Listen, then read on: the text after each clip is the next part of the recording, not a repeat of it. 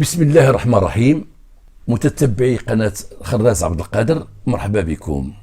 احنا تلاقينا في الحلقة الأولى اليوم اللي غنبتها على هذه القناة ديال الخاصة بيا اللي هي قناة خراز عبد القادر، راه غتلقاوها في اليوتيوب. وانا غنبتها لكم من داري، وانا دابا اليوم بحال جالس معكم في ديوركم. هذا باوي لان انتم كنتو تجلسوا في ديوركم وانا كنت نجلس في بيرو تنهضر. اليوم انتم في ديوركم وانا في داري، ومرحبا بكم عندي في داري، مرحبا بكم. وانا لبيت طلب ديالكم ودرت اللي قلتوا لي دير قناه ديالك. انا درت قناه ديالي، انا عاد بديت فيها وقبلوا عليا باللي عطا الله. راه ولدي هو التقني اللي هو خدام معايا، قبلوا كيما جات هاد الساعه الاولى، قبلوها كيما جات، ومن بعد يفرج الله، من بعد نديروا اصلاحات ونديروا. المهم ما تكونش قاطعه وما نوقفوش، لان الناس هذيك الوقوف اللي وقفت اثر شويه بزاف، واللي بقاو فيها هما الناس اللي هما متبعيني لا في داخل المملكه ولا خارجها، ولا الناس اللي الجنود ديالنا اللي في الصحراء اللي تنحييهم من هذا المنبر. قالوا لي فينك خصك تخدم وتخدم، هذا امر خصنا نطبقوا. انتم اللي عطيتوني هذه الشهره، وانتم اللي عليتوا بيا، وانتم اللي دفعتوا بيا الامام، وانتم تقدروا تهبطوني في 24 ساعه ما نبقاش. المهم غنديروا الحلقه ديال اليوم. الحلقه ديال اليوم هي واحد الجريمه كنت انا في لابيجي، ولكن ما خدمتهاش، خدمها واحد صاحبي اللي هو من بعد ولا رئيس ديالي، واللي هو العميد احمد الزاكي. هاد السي احمد الزاكي اليوم كاين وموجود، وسرد ليا مسكين، مشيت شفتو هو مريض الله يشافيه، والان راه في فتره نقاهه في واحد المكان مزيان، الحمد لله مرتاح، وغادي يكون بخير ان شاء الله، غادي يكون بخير. انا متاكد لان صحته غادي تتحسن الحمد لله. وهدرت معاه هدر معايا على هذه الجريمه هذه، وعطاني الخطوط ديالها كامله، وعطاني حتى رقم مسطره وفي كاينه في ليزارشيف وهذا. مشيت طلعت على داك الشيء ولقيته كاين وموجود. والسي احمد ما تعرف فيه غير معقول، وتعرفوا واحد الراجل عنده واحد الذاكره صنع بي كبيره، حتى ملي كان خدام معنا يعقل على الرقم ديال واحد السياره عندها علاقه بواحد الجريمه، تيعقل عليها واحد المده طويله، يقول لك الرقم ديالها قدا وقدا. الله يحفظه والله يعطيه صحته. هاد الجريمه غنقول لكم اليوم ما غنبداوهاش من الاخر. انا فكرت ما نبداوش من الاخر، ما نقولش لقينا واحد الجثه مشينا درنا ليها كذا، لا نقولوها كقصه، نسردوها من الاول احسن. انا دورتها في راسي ولقيت من الاول احسن. واحد البنت تفلت، بنت واحد عائله بسيطه. هاد البنت سميتها فاطمه. هاد البنت كانت تتقرا ووصلت البكالوريا، وتوقفت على المدرسه. شنو السبب ديال توقفت على المدرسه؟ هاد البنت كانت زوينه في وجهها، كانت محسونه، وكانت قلده، كانت مربي عليها العين ديال الرجال وديال التلاميذ او الطلبه اللي كانوا معها. هي كانت عفيفه، ومن بعد راسها اللور، وما تدخل شيء في هذا الشيء هذا، وما تتصاحب مع حد، تتوقف مع البنات وتعاشر مع البنات، وتدخل لدارهم، مديها بحفاظتها، وتتعاون والديها. معروف عليها كانت حاذقه حسب الحاله الاجتماعيه اللي هي كاينه في التقرير اللي داروا الشرطه، حسب ما قالوا الشهود. هاد البنت تقرب ليها واحد الشيطان، واحد الولد من واحد العائله لاباس عليهم، عائله فيها نفوذ، وتقرب ليها، وكانت تيجي عندها امام الثانويه فين تتقرا، او امام الاعداديه فين تتقرا، وتيجي عندها وتتبعها بالسياره بكذا بهذا مضرب موطور لانه ولد لاباس عليه وهذا. وحنا تنشوفوا هذا النوع ديال الاولاد وتنشوفوهم وتنعرفوهم. وانا غندير واحد الخرجه ديالي، لان هاد الخرجات هي اللي فيهم الافاده. بزاف الاولاد عائله لاباس عليهم وتركبوا في سيارات فاخره ماشي ديالهم، ما جابوها شيء على كتافهم ولا خدموا فيها، ديال مو ديال با ديال ختو ديال مو ديال با ديال ختو ديال ناري دارهم، ما خدمتش فيها. او تيجي بشي موطور كبير وتيقربوا لدوك المدارس.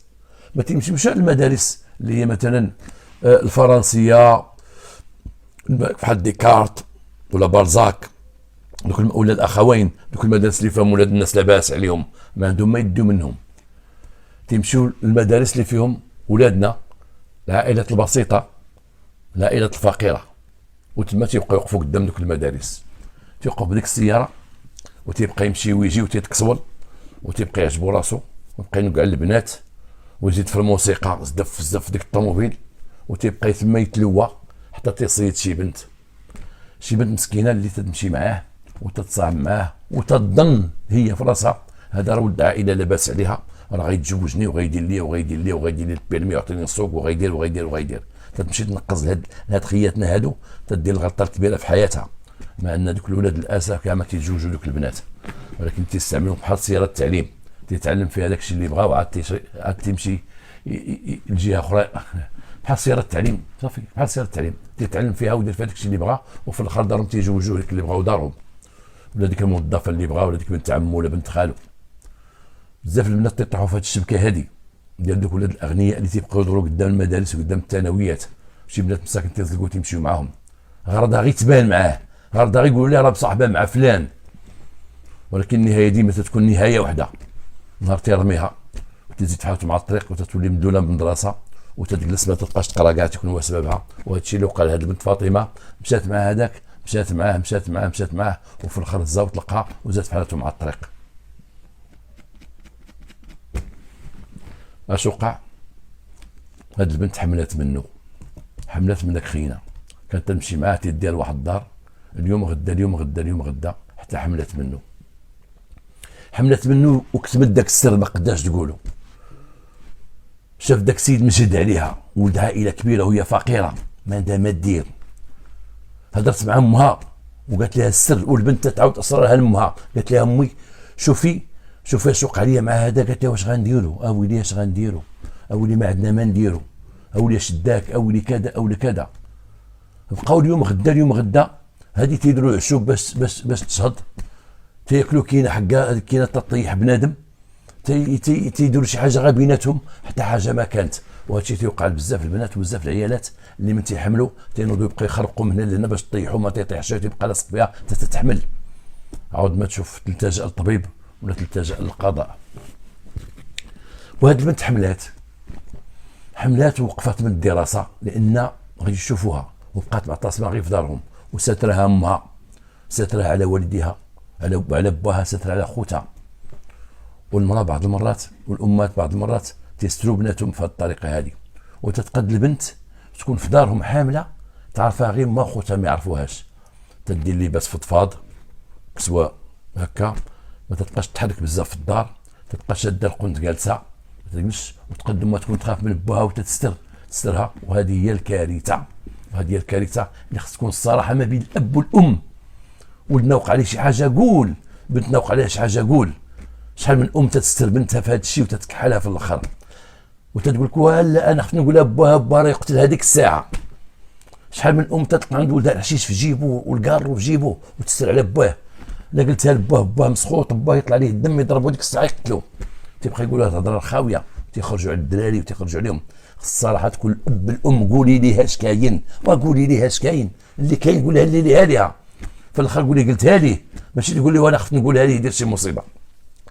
هاد البنت امها ما لقات حل، مشات هضرت مع واحد خالتها في سوق الاربعه، قالت لخالتها شوفي، خالتها عندها شي جوج ولاد وبقى صغيره، قالت لها شوفي خصنا شي حل البنت، خصنا شي حل، حنا ما قادينش نديوها للطبيب يحيدها بنادم، حنا ما قادينش اي مادين نديروا شي حاجه، حنا غنتفضحوا في الدرب، حنا غيوقع لينا شوفي كي ديري.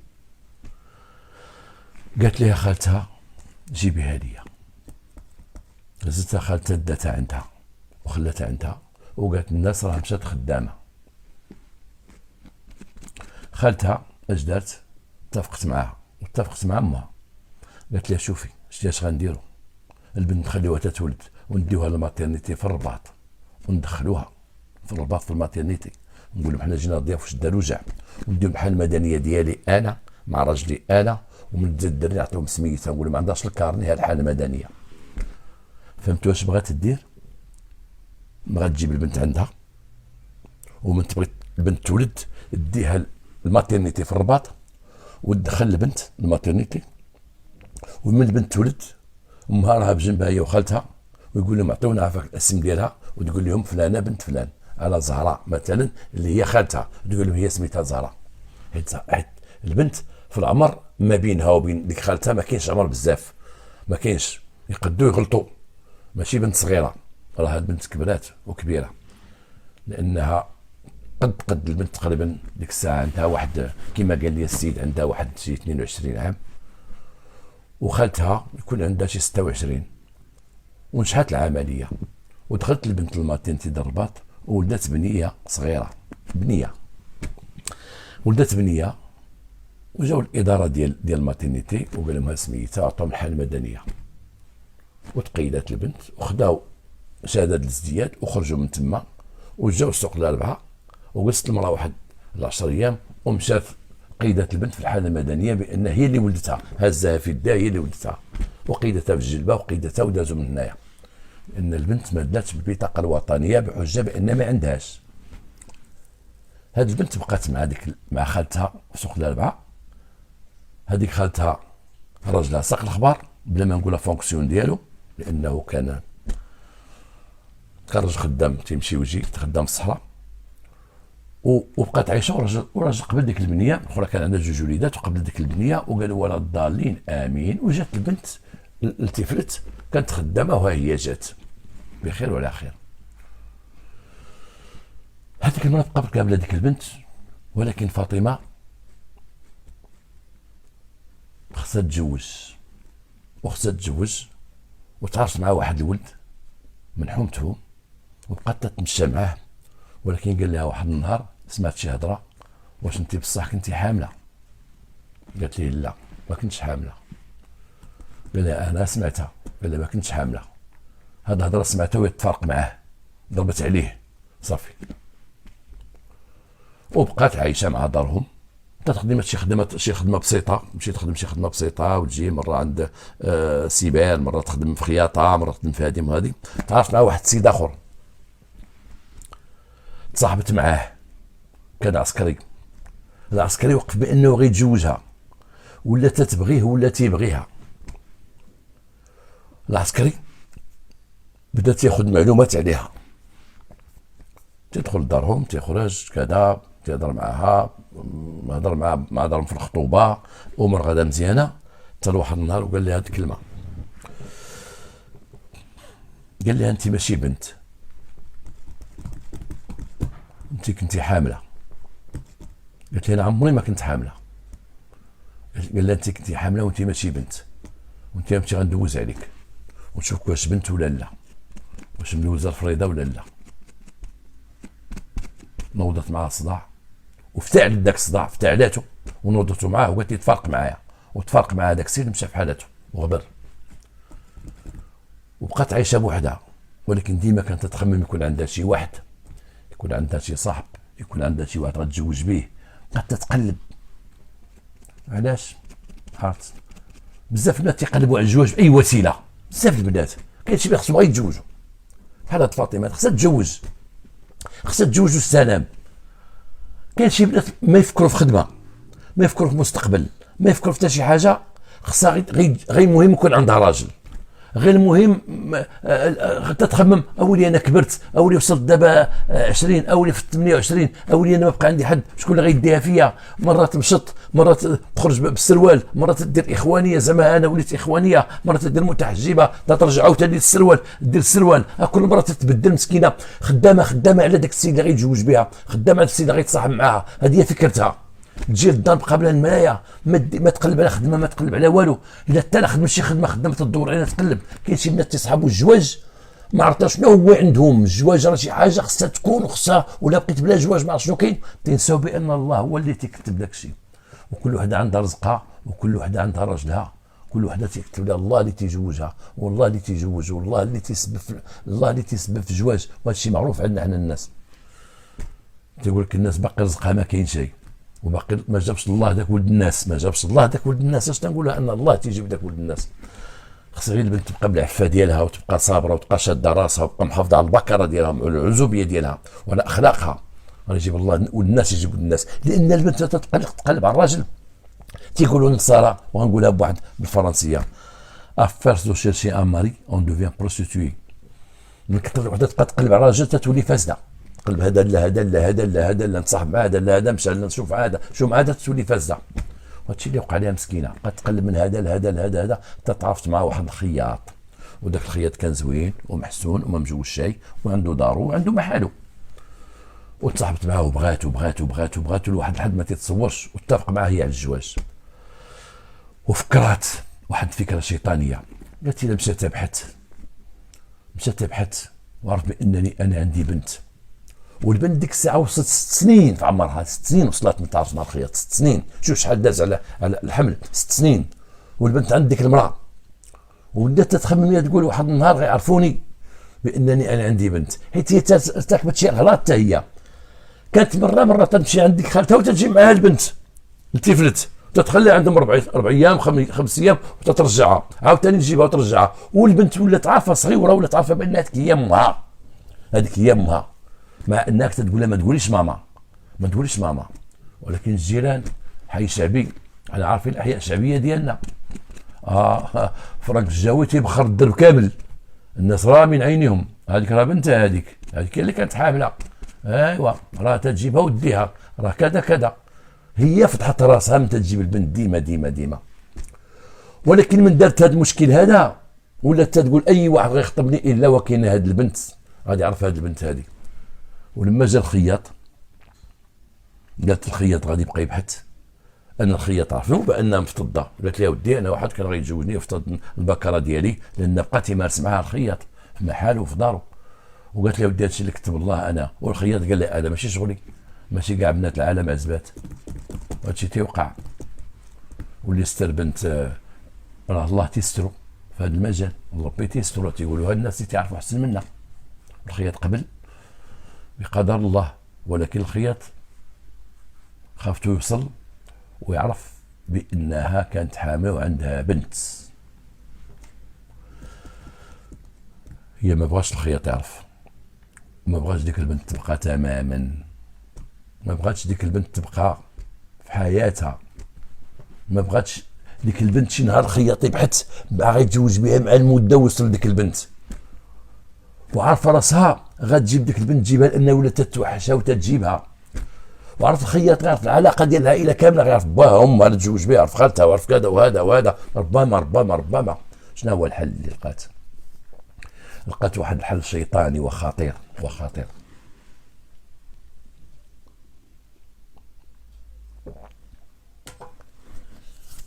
جات واحد النهار عند خالتها السوق الاربعه، وجلست معها وقالت خالتها غادي ندي معايا البنت تيفلت، جلست معايا واحد السيمانه، راه كاين شي حفله حدانا وكاين شي عرس وكذا، والدريه مع الدريات وهادي. خدات لي حويجاتها جابتهم معاها وجابت البنت عندها الدار. اجدرت في الدار، عزلت البنت بوحدها في البنت عندهم السكن الفوق والتحت، هي شاده الفوق عايشه فيه، شدات البنت الفوق وما خبرتش امها بهذا العمل اللي غادير، ودارته بوحدها. شنو دارت؟ خلات البنت بالجوع، ما وكلتهاش من اللي جابتها، ما وكلتهاش النهار كامل، جابتها مع الصباح ودوزها النهار كامل، ولا غدا ما وكلتها شي توصل 12 النهار. والبنت تقول لها ماما جات، ماما جات، ما تقولش لي ماما جات، ما تقولش لي ماما، سكتينا دابا نجيوك تاكلي، جلسي تما. تخرج وتجي وسد عليها الفوق، والديها مشغولين، امها مسكينه تمشي تقلب على طرف الخبز، كانت تخدم مسكينه هنا وهنا، شدات بنت جوعتها، وفي الاخر مشات للسوق وجابت داك السم اللي تيقول ليه الدواء ديال البرغوث ولا ما سميتو، وجابت داك السم ودرتو لها في الكفته، درتو لها اولا في العنب، شدات العنب ودهناتو بداك الشيء، دهناتو وعمرت العنب وصوبته ولا حطاتو ولا كل العنب. البنت بقات تاكل، كولي كولي كولي كولي، البنت كانت بزاف ديال العنب. في الاخر البنت بدات تطرد وصفات، مشات جابت لها الكفته ودات لها الكفته فيها السم من جديد، وعطاتها الكفته تاكلها، تقول لها كولي الكفته، كولي. بقات البنت مسكينه تاكل، البنت تخنقات بداك السم، ولكن ما ماتتش، ما ماتتش. وصلت قربات العشيه ودارهم غيجيو، البنت ما ماتتش وهي تنوض، هي قجتها بواحد السيف، خرجتها وقتلتها وحطيتها تما فوق الفراش وشطبات الدنيا. ومجاو عائلتهم قالت لها شوفي ما تنوضي صداع، البنت ماتت. قالت لها كيفاش؟ قالت لها البنت ماتت. قالت لها قبيله دارت كفته وتا العنب وهي تموت. طلعت تما شافتها قالت لها مالها هكا دايره زرقاء وهذا؟ قالت لها صافي سكتينا، صافي ماتت. بقى لاصقه في حياتي كلها صافي. ما عاقت بان قتلاتها. ما لقاو ما يديروا، غيمشيو عند بوس يقولوا بنتنا قتلات، شنو غيديروا؟ وهي تمشي عند داك الخياط، مشات عنده قالت لي اسمع نقول لك واحد القضيه، انا تنبغيك وانت تتبغيني، وبلا ما تبحث عليا، راك تتبحث عليا وتتسول واش انا فعلا كانت عندي شي بنت. انا ما عنديش بنت، ما بقاتش عندي بنت. انا البنت اللي كانت عندي تحيدات قتلتها. حنا اليوم غادي ندفنوها، راه دارنا غيتكلفوا غيدفنوها. وقالت لي كل شيء، قالت لي الصراحه كامله. شوف احماق، شوف الهبال. قالت لي انا قتلتها، انا قتلت البنت. وين بنتي قتلتها؟ انا عرفتهم قالوا لك انا حامله وقلت لك وحملت، غيقول لك انا ولدت، وبان البنت عند خالتي، فهذا انا عارفه كل شيء شنو في راسك. انا جبتها قتلتها ونبغى ندفنوها، صافي صرت على النبي ونعيشوا حياتنا هانيين، ما كاين لا بنت لا هذه لا هذيك. الخياط طلع مشى لدارهم، مشى عند امه قال لها واش وقع عندكم انتم؟ قالت يا سيدي اللي عطى الله هو هذا، البنت راك لا تسم، هذه امها كلا تسم هذا. علاش درتي انت باش تقول هذا؟ قالت لي شوف ياك باغيني وتعيش معايا، انت حضرتي شي حاجه كذا صافي. دابا السيدة الوالد غيتكلف، هو غيجي غدا ان شاء الله ندو البنت ندفنوها. صرت على النبي، انا غنجيب حال المدني عند خالتي، دابا غنركب عندها نجيب حال المدني، البنت ماتت صافي. انت ما كاش خاسر، بان لها كل شيء سهل، هي كبيره وفي عقلها برهوشه، بان لها صافي غادي يجيو الطوموبيل الموتى غتهزها غيديوها غيدفنوها وصافي. صرت على النبي ومشات هي عند خياط تصارحوا، صار الخياط لان عرفت الخياط بغا يسمع، هو قريب لهم، غيسمع الجنازه عندهم غيجي يشوف، عرفتو غيجي يشوف بانه اش مات عندهم، شكون اللي مات عندهم، غادي يجي يشوف. اللهم كتسبقها ليه نقول لها سيدي قتلتها باجلك، انا قتلتها، تنبغيك انا عليك انت قتلتها، حيدتها من طريقنا. الخياط ما كانش من المعكازي، مشى عند بوليس ديريكت، قال له اش كاين هنا. انتقل السي الزكي كما قال لي هو الكوميسير بحتات، كوميسير حميد بودير. علاش تنقدروا هاد الناس باش نقول دوك الناس تيقول تنجبد من الخيال، تعطي شهود على الحادث اللي باقيين حيين الان. السي الزكي رئيس فرقه، السي محتات عميد شرطه، السي بودير عميد شرطه، وانتقلوا لتيفلت. وعينوا ديك عينوا مشاو تلاقاو بالبوليس ولقاو داك الخياط، قال لهم سيدي هاد البنت جات عندي، قالت لي قتلت البنت اللي كنت تبحث عليها. واش قالت لي؟ اش قالت لي؟ وانتقلوا لعين المكان وعينوا الجثه ديال البنت وداوها لمستودع الاموات ودار لها التشريح، وتاكد بان البنت واكله السم في الكفته وواكله السم في العنب، وماشي السم اللي قتلها ولكن الخنق اللي قتلها.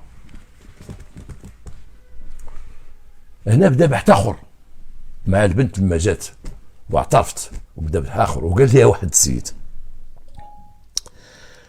قال لي واحد العميد، قال لي السي بودير حميد، قال لي اللي كان معاهم، قال لي لما جبناها قلت لي مغلبس حوايجي، من لقاو عليها البوليس ديال التيفل مشاو شدوها اللي جابوها، قال لك لقاوها دايره الحجاب وهذا وجايبه معها القران. دخلت هذا ودخلت للبيرو وما هضرت، بقات تشوف القران وتيهضروا معها تحطوا وبدات يسكتوا تيقداو شي شغل او تيديروا محاضرات تبقى تجبدوا، ودار الحجاب ودار داك الشيء ودار مغطي راسها متحجبه. وقال لي هكا كانت هي، هكا كانت في الايام تعرفت مع الخياط ولات متحجبه، لان الخياط قال لها خصك تكوني متحجبه، وقالت لي انا متحجبه. انا ما تهضرش في المتحجبات، ولكن شوف التخربيق اللي تيدخلوا الدين في افعال باش يغطيو على انفسهم، باش يظهروا واحد المظهر، باش يبانوا بواحد المظهر. بعد البنات تيبغيو يبانوا بشي مظهر ديال الانسانه والمتدينه وزعما تيقوا فيا وخذوني وانا معقوله وكذا وهذا. علاش صاحبي؟ اما هك وحنا كنا متدينين وكنا مسلمين بالحجاب او بدونه وباللحيه او بدونها، احنا كنا مسلمين، كنا نشهد ان لا اله الا الله محمد رسول الله. وضحكني لما قالها لي يا سي حميد، قال لي متعجبه ودير القران دير كانت جابوها البوليس حيت كانت تلبس من الخرج تعرف مع الخياط. واش فعلا الخياط واش هو قالها دير داك الحجاب ولا هي دارت الحجاب باش تصيد الخياط؟ ما عرفت. وبدا البحث في هذه القضيه معاها بداو تيبحثوا معاه، تيقول لها شكون اللي حملك. رجعوا للمنبع ديال المشكل، شكون اللي حملك. وجابوا داك ولد، شوف شحال داز عليها 6 سنين، عاد جابوا داك الولد، ولد دوك الناس الاغنياء، دوك الناس الاباها كما تيقولوا، دوك الناس اللي عندهم نفوذ، عاد جابوا داك ولدهم شنو خسر عليها في ذاك الوقت؟ ما كاينش لاضين، خسر عليها تصاحب معاه، ولكن ما حملتها ما والو. دازت 6 سنين ما حملتهاش انايا، انا كنت رافض صافت معاها، ولكن مثلا ما حملتهاش. وتقدم الدري للعداله، دخلوا المحامين، دخل هادي وهادي، خرج الدري والو، ما دات منه حتى حاجه، خرج في حالته. اولا نقول هذه القضيه، هذاك الدري لما بدا في البحث، لما بداو البوليس مشاو لدارهم واستدعاوه وداك الشيء، هرب ودا عليه مذكرة بحث وتشد في ذيك الايام، داروا له مذكرة بحث وتشد، دارهم ما بغاوش يقدموه للعداله، ما بغاوش وخباوه، والبوليس داروا مذكرة بحث، البوليس حماو راسهم مع انه ولد عائله ولد كذا، داروا عليه مذكرة بحث، ما بغاوش يجيبوه دارهم، وتلقى عليه القبض، ومشاو جابوه البوليس، ومن جابوه دا الانكار، انا ما حملتهاش، ما عمري حملتها، ما عمري شدت البكره ديالها، والله اعلم. وتقدم العداله، وتقدم وما مشاش للحبس. ما غنقولش انا وعلاش ما مشاش للحبس حيت ولد اغنياء، هذا 6 سنين باش غيثبتوا، باش غيثبتوا بلا دين، ما كانش ديك الساعه غيثبتوا ببصمات، باش كان داك الشيء. علاش ما قالتهاش في وقتها؟ علاش ما ذكرتهاش ديك الساعه؟ يبقى شاد هو غير ديك ماشي انا، يبقى شاد فيها، شنو هو يقولها بزز، شنو فلت بهادي ولا بهاديك ولا بتدخل ولا بكذا ولا كذا، فلت. هي اللي استراتو، النهار الاول، هي اللي ما مشات قيدت به النهار الاول، هي اللي من مشات من تحملت تشد فيه ومن تولد تشد فيه. علاش خافت؟ مناش خافت؟ ولد ناس عائله كبيره، واش شدك معاه ولد عائله كبيره، شدك معاه انت كاع. علاش؟ هنا هادشي ناخذ منه درس. شنو غنستافدوا من هذا الشيء هذا؟ شنو غنستافدوا؟ ها هي بنت كانت زوينه، كاع الرجال بغاوها، كاع الاولاد بغاوها، كانت طالبه تقرا، حصلت على البكالوريا ديالها. انت بوحدك، انت في ديك المدرسه بوحدك، اللي بالك دخيله تيوقف تما بالطوموبيل تيتكسر ولا بالموتور عرعر، راه تيجي تما بحال شي صياد شاد سلاح وتيقلب في الغابه، تيشوف شي طريده ولا شي ضحيه ولا شي حمامه طير يضربها. هادوك تيجيو قدام باب المدارس بديك الطوموبيل وداك الموتور تيتكا ولد فلان، اش تيجي يدير تما؟ تيجي على 2 حاجات، تيجي يبان على ولاد البسطاء ولاد الفقراء، تيجي يبان عليهم تما، وتيجي شي وحده يديها من تما، شي خفيفه، شي وحده اللي بغات تبان معاه تيديها ويدير منها سياره التعليم، وعاد تيشري السياره اللي بغا هو، تيدير منها سياره التعليم يتعلم فيها، عاد تيشري السياره اللي بغا هو. وراكم فهمتوا هذا المقوله اش بغيت نقول بها؟ هذه هذا الشيء تأثر، وهذه القضية خايبة، لأنه فكروا من أجل الزواج، من أجل الحب، قتلت بنتها اللي تمشي تشوفها ديما وتجيبها اللي ولدتها، وكلتها العنب ما ماتت، جاتها الكفتة ما ماتش، العنب مسموم ما ماتت، جاتها الكفتة خنقتها، ومشات عند الآخر قالت لي فضينا صافي. بحال الآخر كان متفق معها وراجل راسو خاوي، كل غا استرشت معاه، تقول لي عندي بنتي وبغيت نقتلها مثلا، واش غايقول لك؟ قد يقول لها واش انت حمقى؟ يلاه يقول لها كاع واخا، يلاه مثلا تورطوا معاها، السيد والو، غدا معاه تقولي ليه ديك البنت اللي انت تبحث وتدي في راسها دار بانه راه عارف البنت وعارف كل شيء، لان الاول عاق بها والثاني عاق بها والثالث عاق بها وجا عاوتاني الخياط، باقي الخياط ما قالش يا الخياط، ما قالش حسب التصريح ديالو هو في المحضر، ما قالش انت راكي حامله على البنت، ولكن قالت راه قالوها ليه، حيت الدار كله عارفه، حيت ديما تجيبي البنت سوقنا بعد تجيبيها، ما نسيتيهاش وتجيبيها، ولا كنت تجيبيها شحال من مره، حيت بنتك تتبغيها، ولكن امام الحب عمى عينيك، الحب عملك عينيك، راه كاين البنت اللي من اجل الحب تدير كارثه لدارهم، وحده في ميريكان وكلفت واحد قتال يقتل دارهم كاملين على واحد تتبغيه.